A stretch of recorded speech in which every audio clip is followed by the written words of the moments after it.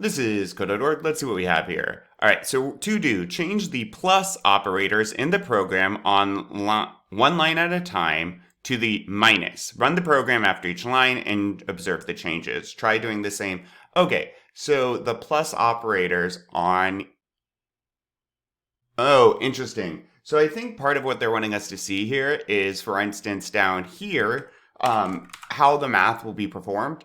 But also here, I'm a bit confused about what they're asking for, because this is somewhat odd. But let's go ahead.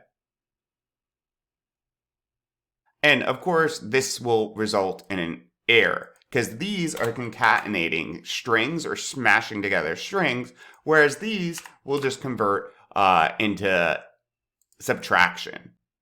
And similar results will occur with multiplication, but feel free to give that a shot as well. Keep in mind, like I said earlier, a decimal place here, a double here, means your answer will be a double. Even if there's only one double, it's going to result in a double, whereas two integers results in an int.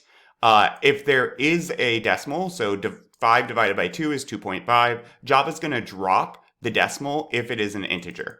So keep all that in mind, mess around with this, see what your results look like. That being said, onward.